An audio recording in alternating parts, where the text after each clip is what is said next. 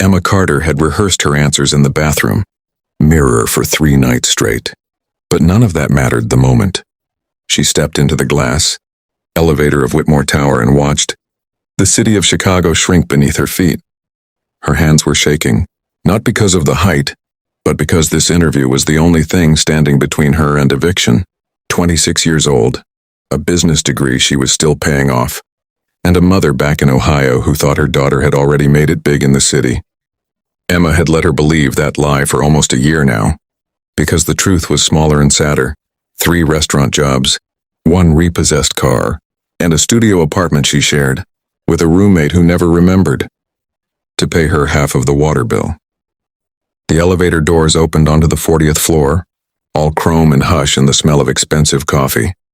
A receptionist with a headset glanced up, gave her a polite once-over, and pointed her toward a row of black leather chairs.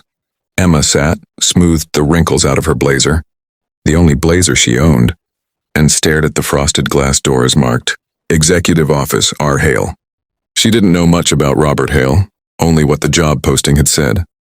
Founder of Hale Dynamics, a logistics and supply chain company that had quietly become one of the biggest in the Midwest, private, reclusive almost.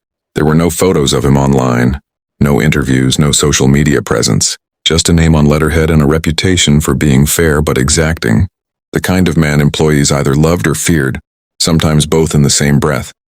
Ms. Carter, the receptionist called. He'll see you now. Emma stood, wiped her palms on her skirt, and walked through those frosted doors like she was walking into her own execution. The office was enormous, floor-to-ceiling windows framing the gray Chicago skyline. But the man behind the desk didn't look like she expected. He wasn't in some slick Italian suit. He wore a simple gray sweater, sleeves pushed up to his elbows, and he was standing at the window with his back to her, one hand resting on the glass like he was somewhere else entirely. Have a seat, Miss Carter, he said without turning around. His voice was low, tired in a way that had nothing to do with the hour. She sat. She opened her folder of resumes and reference letters, more out of habit than necessity, and waited. When he finally turned, something in Emma's chest went very still. He was in his late 50s, silver-templed, with lines around his eyes that spoke of years, not laughter. But it was his eyes themselves that stopped her cold. A very specific, pale hazel green flecked with brown near the pupil. She had seen that exact color exactly once before. In an old photograph her mother kept hidden in a shoebox at the back of her closet, a photograph of a man laughing on a porch swing with a baby in his arms. Emma's mouth went dry. She told herself it was nothing. Eye color wasn't a fingerprint. Thousands of men had hazel green eyes. She swallowed the feeling down and focused on the interview. Robert Hale asked good questions, sharp, specific, the kind that tested whether she actually understood supply chain logistics or had just memorized a textbook. Emma answered better than she expected to, her nerves burning off into something closer to focus. 20 minutes in, he leaned back in his chair, studying her. Where are you from originally? He asked. You have a little bit of an accent I can't place. Millbrook, she said. Small town in Ohio. Most people haven't heard of it. Something flickered behind his eyes. Just a flicker, gone as fast as it came. Millbrook, he repeated like he was tasting the word. Long way from there to here. Longer than you'd think, Emma said, and something in her voice cracked just slightly, just enough that he noticed. Family still there? My mom. It's just been the 2 of us for a long time.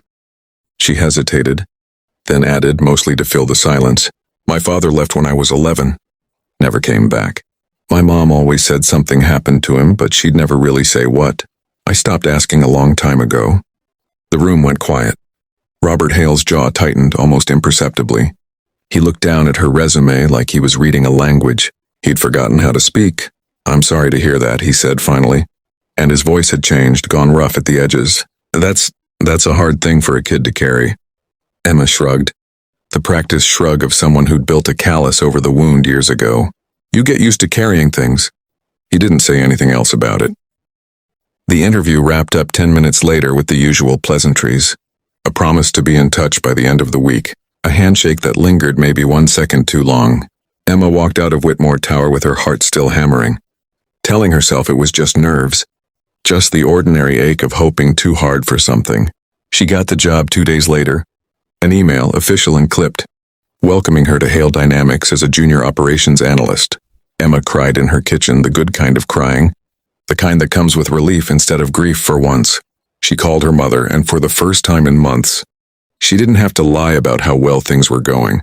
Her first 3 weeks at Hale Dynamics passed in the blur of new hire, chaos, badge access, onboarding modules, learning the particular rhythm of an office that ran like a machine. She barely saw Robert Hale, who kept mostly to the top floor, but twice she caught him watching her from across the open floor plan, quickly looking away when she noticed. She told herself it was just a boss checking on a new hire. She told herself a lot of things. It was a Thursday evening, the office mostly emptied out, when Emma stayed late finishing a report and heard footsteps behind her.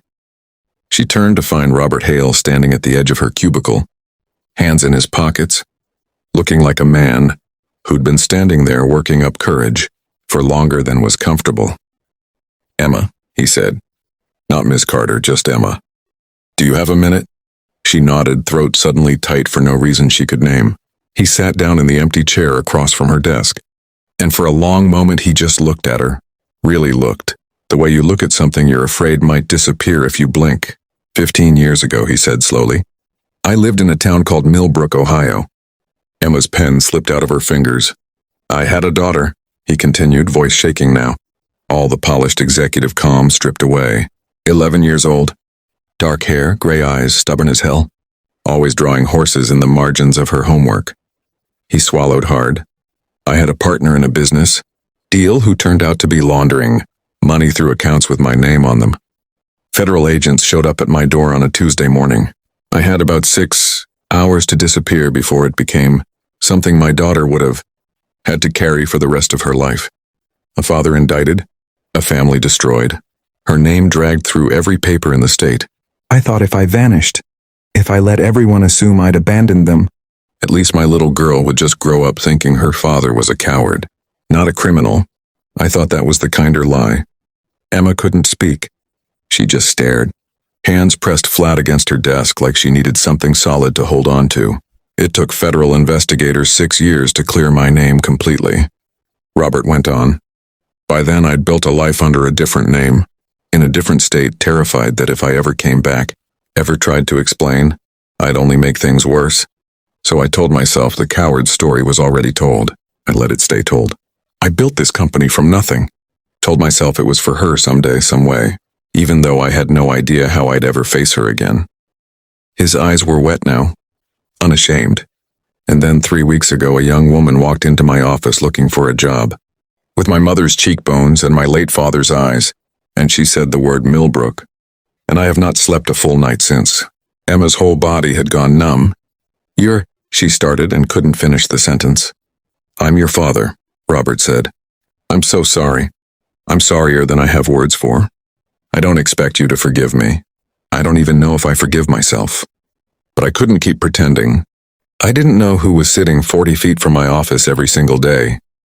The office around them seemed to fall away. The humming fluorescent lights. The hush of the empty floor. All of it dissolving into the 15 years Emma had spent, building a life around the absence of this exact man. She thought of every birthday where her mother's smile had gone thin at the edges, every father-daughter dance she'd skipped, every time she told herself she didn't need him, a lie she'd repeated so often it had almost become true.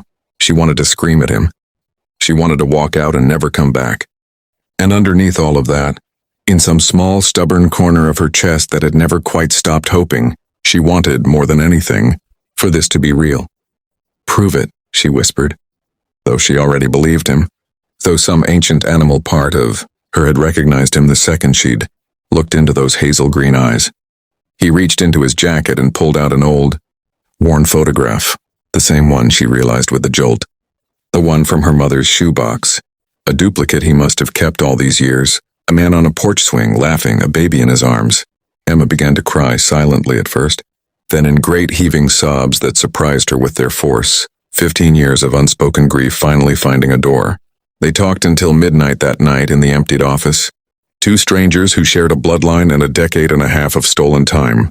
He'd told her everything, the false name, the years of watching from a distance he'd built himself, the charity scholarships he'd anonymously funded in Millbrook without ever daring to ask if one of them had gone to his own daughter. He told her he understood if she needed time, if she needed to walk away and never look back. Emma didn't walk away. It wasn't easy. Trust doesn't rebuild itself in a single conversation, and there were nights in the months that followed where anger came back sharp and sudden, where she needed to shout at him for the version of her childhood that had been quietly stolen. He never once flinched from it. He sat through every hard conversation, answered every furious question, showed up every single time. 6 months later, Emma brought her mother to Chicago for the first time. She watched from the doorway as two people who had once shared a whole life stood in a hotel lobby, staring at each other across 15 years, before her mother finally crossed the distance and put her arms around him, both of them crying without a single word passing between them. Emma still works at Hale Dynamics, though these days her business card reads Director of Operations, and she's earned every bit of that promotion on her own merit, something her father has been fiercely, almost stubbornly insistent about. No shortcuts, no favors, nothing handed to her that she didn't build herself. On weekends they meet for coffee near the office, an ordinary ritual that feels, to both of them, like a small miracle. He keeps the old porch swing photograph framed on his desk now, no longer hidden.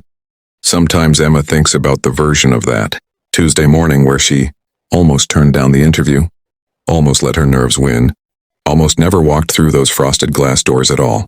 She thinks about how close she came to never finding out the truth, and how strange it is that the job she took out of pure desperation turned out to be the thing that gave her back her father. She walked in looking for a paycheck. She walked out eventually, with something she thought she'd lost for good. Not a boss, not even just a father, but proof that some stories, however long they've been buried, still find their way back into the light.